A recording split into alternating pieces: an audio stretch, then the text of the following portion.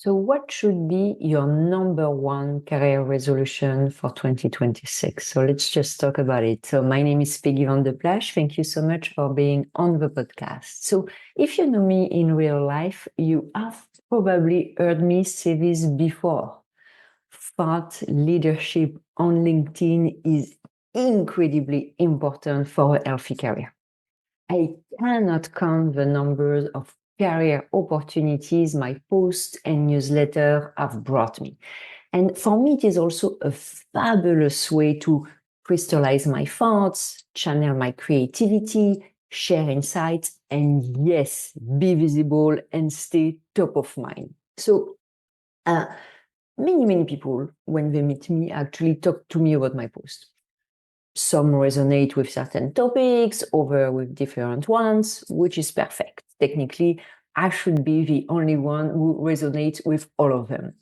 And when I say post, I don't mean posting picture of your kids, your pets, or yourself with absolutely no so what, or a very basic one, humble brags or other waste of social media space.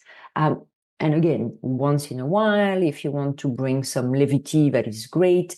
But if the majority of your posts are purely descriptive, you're creating a photo album and you're better off on Instagram. So you will not shine through if you don't bring insights or thought leadership on LinkedIn. And yes, maybe some people are going to be impressed by the fact that you went to a Taylor Swift concert or the Abu Dhabi Grand Prix, but that does not really scream thought leader.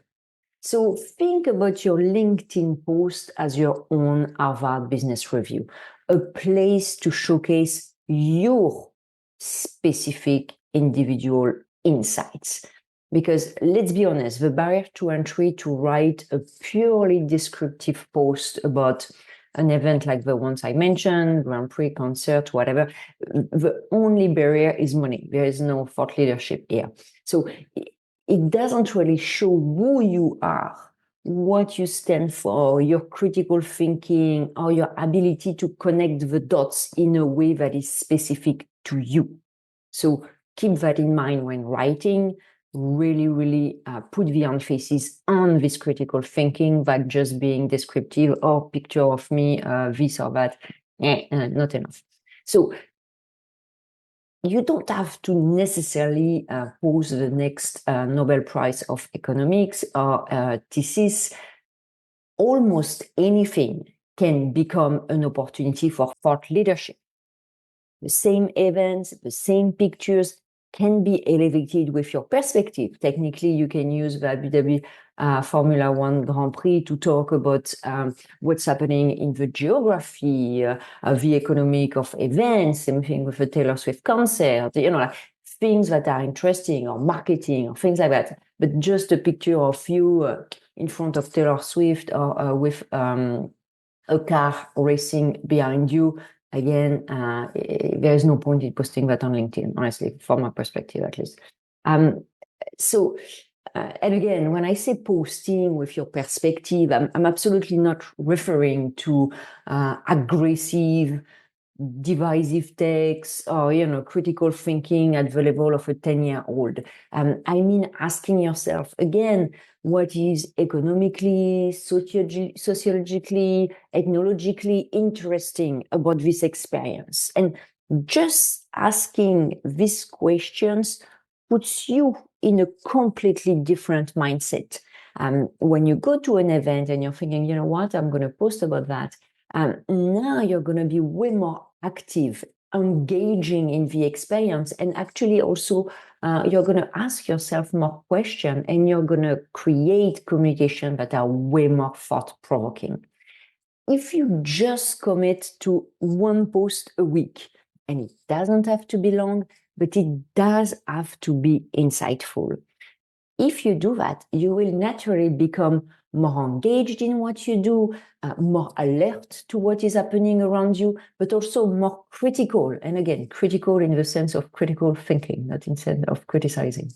And for me, the biggest value of communicating on social media, and when I say social media, I mean LinkedIn, it's actually totally, utterly selfish. And I'm super happy that what I post brings value to others and that it supports my career, obviously. But the top value for me is that it makes me more engaged and more reflective. For example, when I listen to a panel, I take notes on what is important for me, what I think is really noticeable. Of course, I can use a tool that's going to record and another AI tool that's going to create a summary, but that is not my takeaways. That is not my own perspective on a topic, and that is very important. Writing for me is also a fabulous way to empty my mind and move on. So it is incredibly cathartic to articulate my experiences, my thoughts, my insights, to get them on paper and out of my head. Again, it's my own meditative process. And when I have recurring thoughts that swirl in my mind, I know it is time to write about this thought. So, for example, this topic, it has been sitting for me for months, quietly cooking in the back of my brain. And this morning I woke up early, thanks to time difference, and I wrote it right away. It doesn't take me long to write a post, a newsletter for LinkedIn, because my thoughts have already been rehearsed, they're already crystallized. And for me, it feels incredibly good. It's gone, and it's out of my head. And the added value is that sharing your perspective, obviously interesting perspective, also creates more intelligent conversation, because people see you from a different vantage point. It triggers, again, more elevated discussions, because when you show up as a critical thinker and not just a descriptor, your interlocutors meet you at that level. You set the bar for thinking, and that is really priceless. And yes, there are very real career benefits to being a thought leader. The first, obviously, is visibility. People cannot offer you opportunities if they don't know you exist. And I mean, sounds obvious, but most people forget it. And another benefit that is slightly more tongue-in-cheek is that it is much harder to be fired when you are visible and respected for your thought leadership. So again, if you see one career resolution for New Year, make it this: insightful communication on social media, aka LinkedIn. And I can wait to read from you. Thank you for listening to that podcast, and see you next week. Bye-bye.